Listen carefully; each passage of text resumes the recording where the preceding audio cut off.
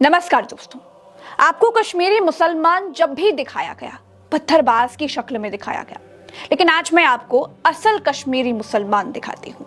आपके सामने ये कश्मीर है।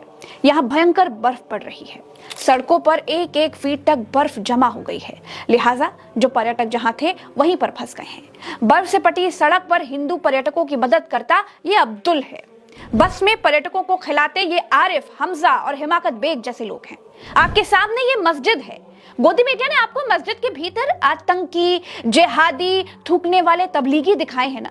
बहुतों ने मस्जिदों और मदरसों को आतंक के अड्डे बताए हैं। पंजाब से आए ये लोग कहते हैं उनको भारी बर्फबारी में मुसलमानों ने मस्जिद के भीतर रखकर उनकी जान बचाई है। आज रात को ही हम गुंड की मस्जिद में रुके थे सर जी। कैसी हमारी बहुत ज्यादा मदद की जी। इनके साथ ही हमने इतने तूफान की रात गुजारी है। जीवन दान वाली बात हुई यार। ऐसा एक मस्जिद का हाल नहीं था। जब कश्मीर में होटल नहीं मिल भी रहे थे तो गाड़ियां सड़कों पर चल नहीं पा रही थी, तो कश्मीरियों ने हिंदू भाइयों के लिए पास की मस्जिदों के दरवाजे खोल दिए। जिसको जहां जो मस्जिद मिली उसे पनाहगाह में बदल दिया गया। उत्तर प्रदेश के कुंभ में मुसलमानों के आने पर रोक लगाने वालों तक मेरा ये वीडियो जरूर पहुंचाइएगा। तो मुसलमानों को गंगा में नहाने से रोकते हो, गंगा किनारे लगे मेले में आने से रोकते हो, लेकिन मुसलमान संकट के समय तुम्हें मस्जिदों में भी पनाह देने से नहीं हिचकते। सिर्फ मस्जिद ही नहीं, हिंदू पर्यटकों को बर्फबारी से बचाने के लिए, बर्फीले तूफान से उनकी जान को बचाने के लिए आम कश्मीरियों ने अपने घर के दरवाजे तक खोल दिए। ये एक आम कश्मीरी भाई का घर है।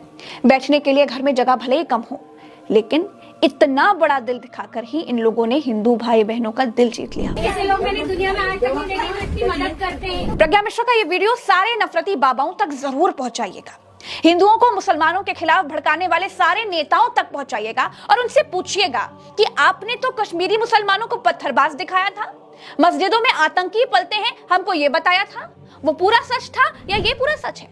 आज की यह खबर देखने का अगर समय आपके पास नहीं है तो कोई बात नहीं, वीडियो को सेव कर लीजिएगा, बाद में देखिएगा, लेकिन जब भी देखिएगा प्लीज पूरा देखिएगा।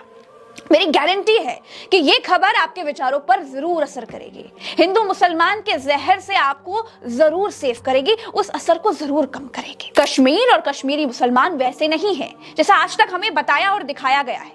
कश्मीरी मुसलमानों ने एक दो नहीं 2000 हिंदू पर्यटकों को अपने घर और मस्जिदों में जगह दी।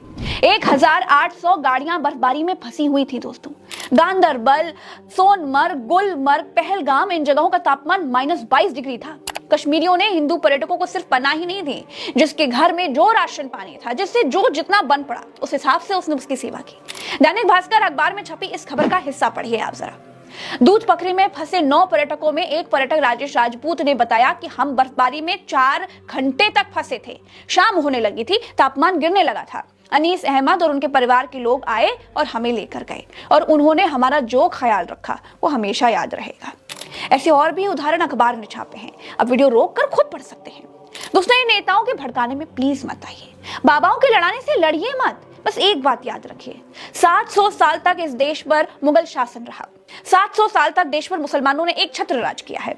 अगर मुस्लिम राजाओं ने तलवार के दम पर इस्लाम फैलाया होता तो आपको लगता है कि 700 साल में भारत के भीतर कोई हिंदू बचता? और अगर 700 सालों तक मुगलों ने भारत में तलवार के दम पर इस्लाम फैलाया था तो भारत में सिर्फ 20% ही मुसलमान क्यों रहे?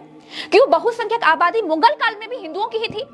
मेरे ये बताने का मतलब सिर्फ इतना है कि अपने अपने धर्म का प्रसार सब करते हैं, अपनी अपनी तरह से करते हैं। इस देश के कमजोर, दलित, शोषित और वंचित हिंदू तबके ने जुल्म से परेशान होकर बौद्ध धर्म अपना लिया। उस पर कोई बाबा, कोई नेता, कोई कुछ नहीं बोलता, लेकिन मुसलमानों के नाम पर ये सब आपको भड़काने के लिए चले आते हैं। मस्जिदें खोदने के इस अमृत काल में हो सकता है आपको प्रज्ञा मिश्रा की बात पसंद ना आए, लेकिन तब भी मेरी आखिरी कोशिश यही रहेगी कि मैं चींटी जितने प्रयास से अगर मुट्ठी भर लोगों के दिमाग को भी अगर नफरत के जहर से निकाल पाऊं तो मैं खुद को बड़ा सौभाग्यशाली समझूंगी। नमस्कार।